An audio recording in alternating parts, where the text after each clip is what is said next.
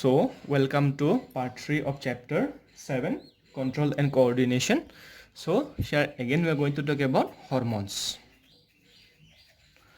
But this time in case of animals.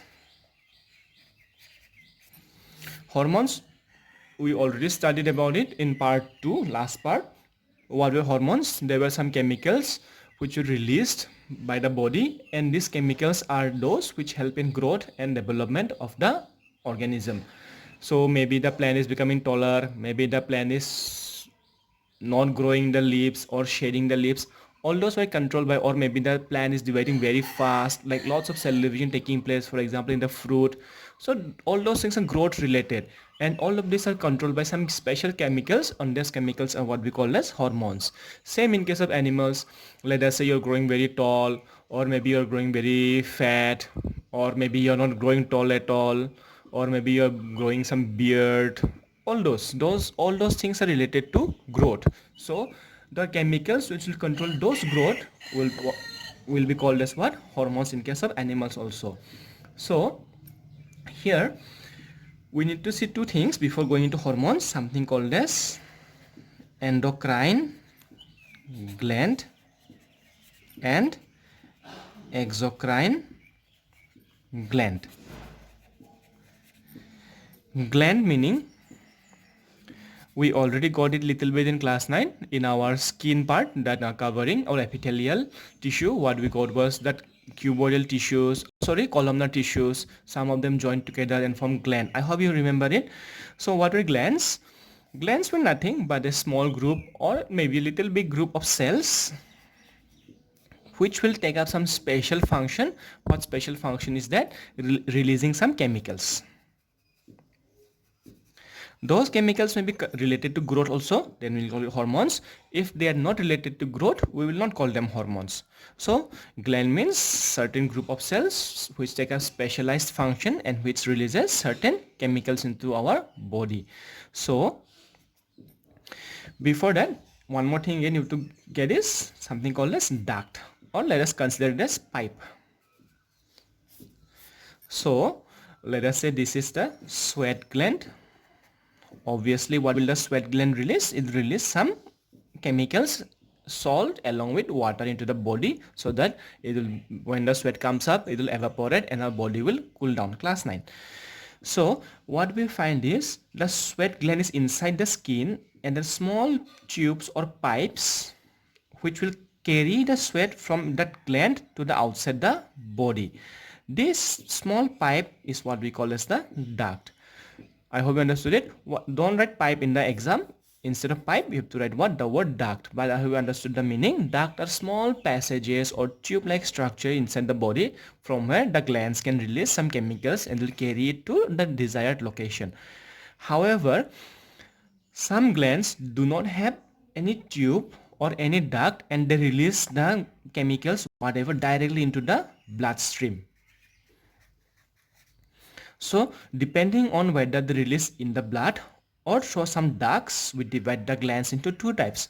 Those which release directly in the blood are called as endocrine glands, and those which do not release in the blood but via some ducts are called as exocrine glands. What we find here is all hormones or all the glands that release hormones are endocrine gland. That means hormones are always released into the blood and never through any kind of ducts. So when we talk about hormones, the first hormone which we're going to study is adrenaline. It was released by which gland? Adrenal gland. The special name is adrenal gland. So for which part and which position it is placed in our body, all of you go to page number 124, figure 7.7. You can check there, you can find out the adrenal gland. It is given somewhere near the kidneys. So what is the function of adrenal gland or adrenaline? Adrenaline is a hormone which will prepare our body for high energy requiring activities. For example, you were going somewhere, maybe you're coming out somewhere outside, it's very dark at the night, so you came to the toilet. So what will you suddenly, you heard some noise on the side, some bush moving, then your heartbeat automatically become very fast, your breathing becomes very fast, and at a slight instant of some noise, you'll run from there. So why does the heart become fast? Why does the breathing become heavier? So all those are controlled by this special hormone adrenaline, released by which gland? Adrenal gland. So suppose our body is designed in such a way, suppose an early man went somewhere, maybe out of his cave, and he heard some bush moving. So obviously he know that his brain knows that some danger may be there. So what will happen is his body or his brain or his glands will control or prepare his body to run away. When you run away, you need lots of energy. So this is what we mean by high energy requiring activities. So when adrenaline is released, the first thing that will happen is it will increase your heartbeat. Faster heartbeat meaning what? More blood is being supplied in your body. More blood is being supplied meaning what? More oxygen can be carried by your blood. More blood will go to your lungs also. As a result, more oxygen can be exchanged in our lungs. So secondly, our breathing become heavier, longer. Breathing heavier. So why is it breathing become heavier, longer? Why you're taking lots of big breath? So that more amount of oxygen can be exchanged in our lungs. And third, what happened is all the blood going to your digestive system. Digestive system means your intestine, your stomach and all, they will stop. How will they stop? The muscles surrounding the blood vessels which are going to the digestive system will push the blood vessels and try to close them. So very less blood will go to your digestive system.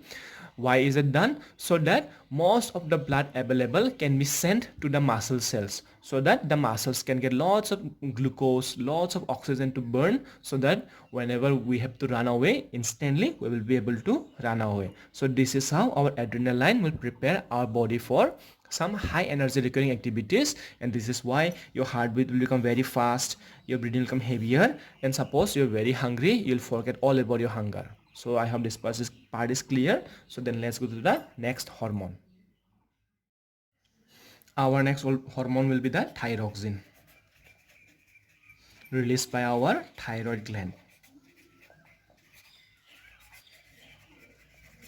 So you can see it is located near your neck, little but below your neck. You can see in the figure. So what is the function of thyroxine? Just like we learned that adrenaline, what is the function of adrenaline? To prepare our body for some activities. What is thyroxine? Its function is to regulate the metabolism of carbohydrates, proteins and fats.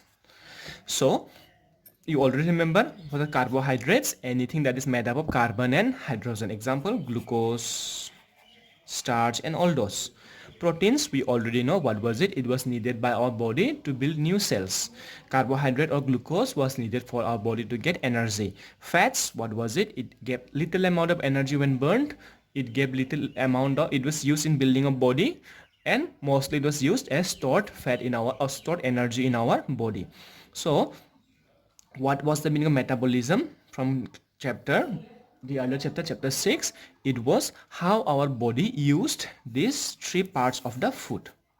So it is metabolism. Which type of chemical reaction will take place? How much carbohydrate will be burned, or how much glucose will be burned? How much protein will be used to make new cells? How much fats will be stored? All this is what we call as metabolism. And when I say regulate, it means control. You already know something called regulator. What is regulator? In a switchboard, the fan switch, and you have that small knob, that circle thing which you rotate to control the speed of the fan. And because you control the speed, the name of it is regulator. So regulate means control. So I hope you'll remember it. So what does thyroxine do? Thyroxine is a hormone which when released in the body, it will control how to store the fat. Suppose you're eating lots of carbohydrates and your body is not producing enough thyroxine, then what will your body do? Your body will not know how to use up all the glucose. As a result, lots of glucose will be converted into fats, because you know already what does potato contain. Potato contain lots of glucose or starch. If you eat too much potato, you become fat. Why? Because excess glucose is always stored in the body in the form of fat, so you become fat.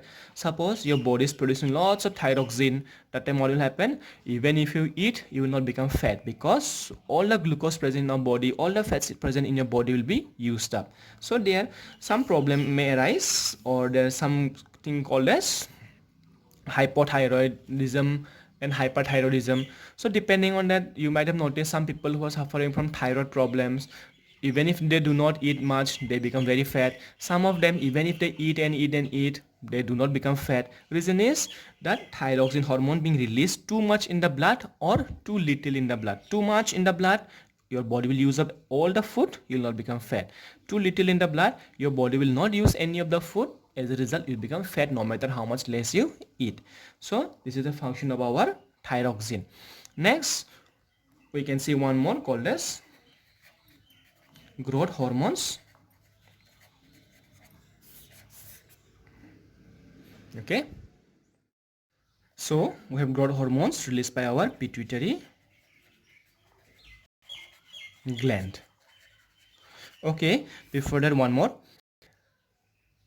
In thyroxine, it's a hormone which controls the metabolism of our body, carbohydrate, fats, and what is it, proteins. One element called as iodine is very much necessary.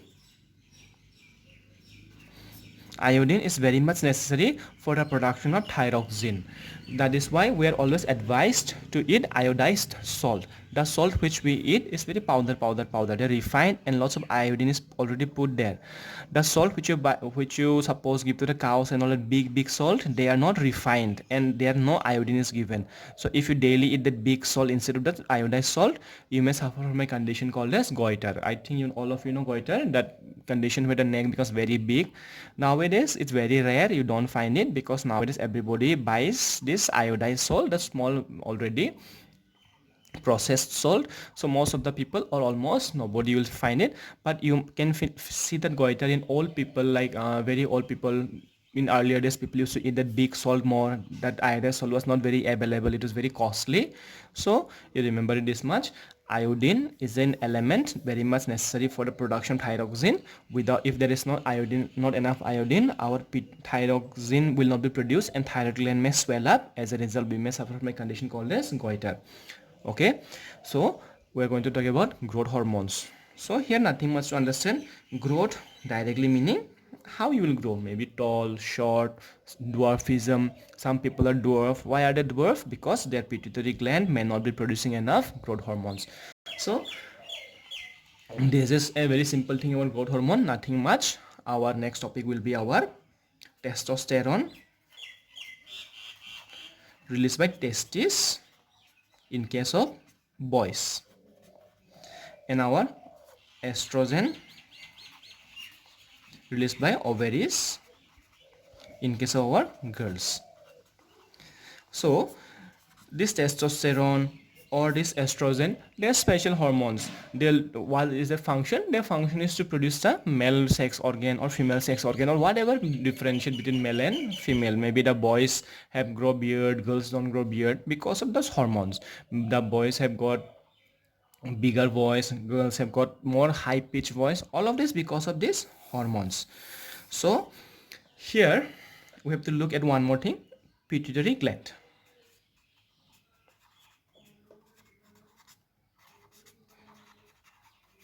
This gland is called a master gland. What is a master gland? Because this gland or pituitary gland can control how much, or it will control our estrogen, testosterone level, thyroxine level. So it controls other, what is it, glands. This gland will release some chemicals or hormones into the bloodstream. Those hormones will go to our thyroid gland and it will decide how much thyroxine to produce. Because this thyroid gland do not know how much to produce on its own, what will you do? It will be controlled by the pituitary gland. As a result, such way pituitary controls a lots of other glands, so we call it the master gland. However, pituitary gland in itself is controlled by another part of the brain called as the hypothalamus. I hope you remember hypothalamus. It was in the brain, in the forebrain or the bigger part of the brain. Hypothalamus, what does it do? It releases some hormones on its own also. However, what does it do? It is connected to the main brain and it can release some chemicals depending on the brain's instruction. And those chemicals will affect the pituitary gland. And as a result, the pituitary gland will release some more hormones which will control the rest of the glands in our body. So we say pituitary gland and hypothalamus together control each and every hormonal release in our body. So I hope this much is clear. So last we have to talk about insulin released by the pancreas. So what is insulin? Again, it is a hormone. What does it do? Regulate. I hope you remember the meaning of regulate. Regulate meaning what was it? Control the glucose level in the blood. Glucose means what? Obviously carbohydrate, or we can call it sugar. So what is insulin used for? You already heard the word diabetes. What is diabetes? When in the body the blood sugar level becomes too high. So you might have heard people saying, I have got sugar, I have got sugar, I have got sugar. Everybody has got sugar, because what is glucose or what is sugar?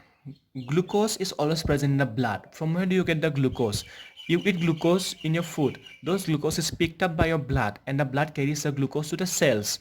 Those cells will absorb the glucose, get the oxygen from the blood, again oxygen from the blood, burn it to get energy. So glucose is very necessary in our body. If there is no glucose in the blood, your cells will not get the glucose to burn the glucose to get energy.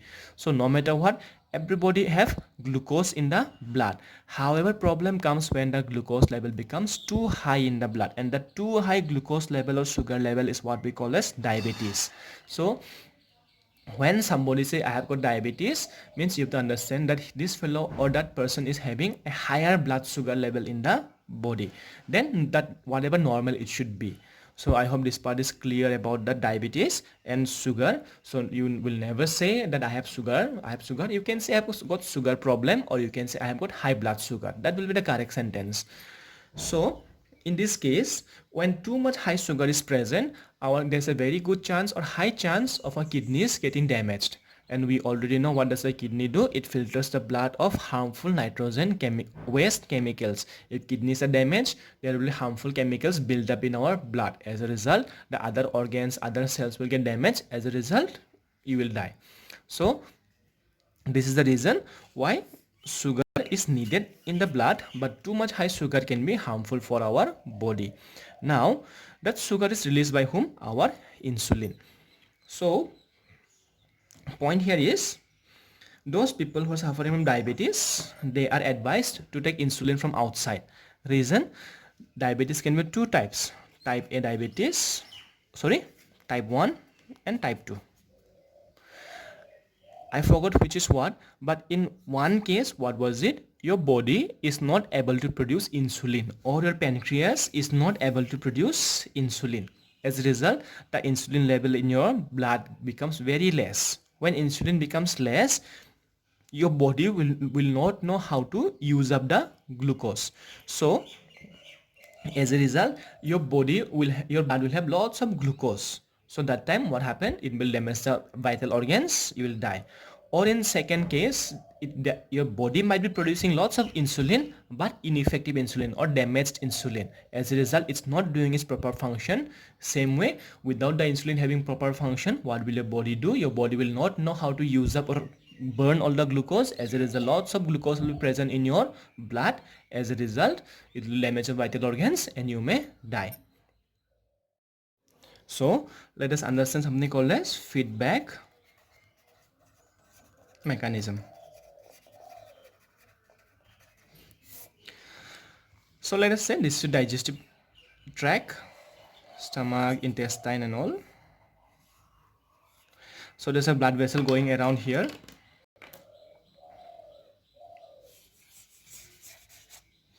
And let us consider this is a pancreas somewhere here. That long thing. So what happens? You're eating food. The food will most likely contain glucose, obviously, because whatever we eat or most of the food we eat contains glucose. So that glucose is going through your intestine now. The obviously more glucose inside the intestine, less glucose outside in the blood, so blood will absorb the glucose. This glucose will be present in the blood now, and it will go to your cells where the glucose will be available. Now what happens here is, let us say here in the intestine too much glucose, in the blood too much glucose is present. Then who will detect it? This blood will obviously go to the pancreas. The pancreas will detect it. It will detect that there is too much glucose in the blood. Then what will the pancreas do? It will release some insulin into the blood. So now insulin is released. This, when the insulin is present in the blood, this through the intestine, whatever the blood is going, it will stop taking glucose. So what does the insulin do? It stops your body from, or the blood from, absorbing glucose from the intestine. As a result, even if you're eating lots of glucose, it will not get absorbed by your blood veins or capillaries in the intestine. As a result, whatever the glucose is already present in the blood, they will be used up eventually by the cells, organs and whatever. That time glucose level will become lower and lower, lower and lower, lower and lower. That thing, or that blood will be constantly checked by the pancreas. It will constantly keep on checking, is the sugar high or is the sugar low. Now because there was insulin present in the blood, the sugar level was becoming very low. That time what will the pancreas do? It will stop releasing insulin. When it realizes that the sugar level has become too low, it will stop releasing any insulin. When no insulin is in the blood, now the blood will start absorbing more glucose from the intestine. Now the sugar level will become more and more, more and more. Again, when the pancreas detects that the sugar level has become or crossed a certain limit, it will start releasing the insulin again. So this is how the hormones, or the function of the hormone, how much hormone is needed, how much to be released, is controlled by the gland itself. And this is what we call as feedback mechanism. In feedback mechanism, what happens is, a person, suppose A will do something and B will check it, and B will tell, okay, you are doing it great, and then A will do it again. Next, if the B told him that, okay, whatever you did was not okay, then it will inform the A again, and A will reduce it. So let us say, for example, what I am doing is, I am teaching in the board and I am talking very fast. After every class, I will ask you, am I talking too fast or too slow? And you will say, sir, you're talking too fast. Then what will I do? In the next class, I'll reduce my speed. Next class I became too slow, I will ask again at last, was it fast enough or too slow? You will say, sir, it was too slow. And next class again I'll increase my speed. So that information, or that asking thing from you, and you're informing me about what I'm doing, is what we call as feedback. So here the whole hormone system, or the control of the hormone level in the blood, is controlled by the feedback mechanism. It will constantly check the blood for how much hormone is present, for how much of that sugar is present, or in the case of thyroid, how much other things are present, thyroxine gland, thyroid gland or thyroxine hormone. Accordingly, if too much is produced, it will release the hormones to reduce it. If too less is produced, it will stop the releasing hormones so that more can be absorbed by the blood. So I hope this part is clear. So this is the feedback mechanism in our body. So in the last part of here, one thing is that you remember exocrine and endocrine. Where were they? Exocrine was directly into the blood. Endocrine was endocrine directly into the blood, and exocrine was not in the blood, or not blood, or through some ducts. Ducts were tube. Some organs are there which can release, some glands are there which are pure endocrine. They release the hormones only in the blood. Some glands are there which are pure exocrine. They release the chemicals directly into the ducts or not in the blood. However, some of them are there, they can do both. And example is pancreas. Pancreas, what was it doing? It was releasing insulin. Where was it releasing it? Obviously hormone, so directly in the blood. But in chapter 6, we learned pancreas release some other thing into the intestine. There was a tube here, pancreas was here, if you remember it. It releases some chemicals or pancreatic juice into the intestine, which consists of trypsin, all those lipase, which help in the breaking down of food. So here, is it releasing in the blood? No, it's releasing into the intestine. So we can say pancreas releases insulin into the blood. Pancreas releases pancreatic juice or trypsin lipase into the intestine. This is blood meaning endocrine, not blood meaning exocrine. So we can say pancreas behave both as endocrine as well as exocrine gland. Same goes for testes, ovaries. They can release semen, they can release some chemicals or our egg cells along with some vital chemicals necessary for the egg to survive into the ovary, as well as they can release some chemicals like hormones, testosterone into the blood, estrogen into the blood. So this also comes under both exocrine as well as endocrine gland. So I hope this chapter is clear. I hope you understood it. So thank you.